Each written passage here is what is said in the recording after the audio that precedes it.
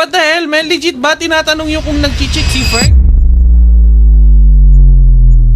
Hindi nyo ba alam si Ferg yung parang pinaka-main na influencer para sa Call of Duty Mobile? Tapos sisirain niya lang dahil lang sa cheat? Come on guys, mag-isip nga kayo. Since nung Rules of Survival days, man, si Ferg, siya yung pinaka-isa sa mga the best na Rules of Survival player, man. Ang linis niya maglaro noon pa. Ang alam ko, pag naglalaro pa siya, nakalapag yung iPad, tapos talaga lahat ng daliri niya. Come on, guys.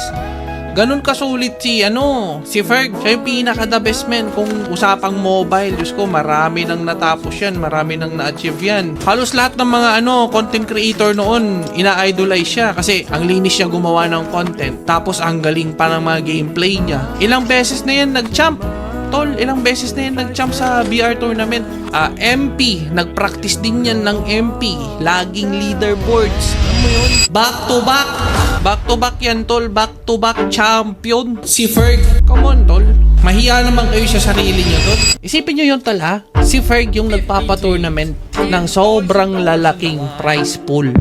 Ka-connected ang Garena. Dito sa Pilipinas, kinoconnect niya sa global para magkaroon tayo ng magandang tournament, malaking tournament. Tapos ganun lang yung sasabihin mo. Sasabihin yung cheater siya, tapos kung ano, what the hell? Mahiya-hiya naman kayo. Legit man, sa mga taga-Garena, mahiya-hiya naman kayo.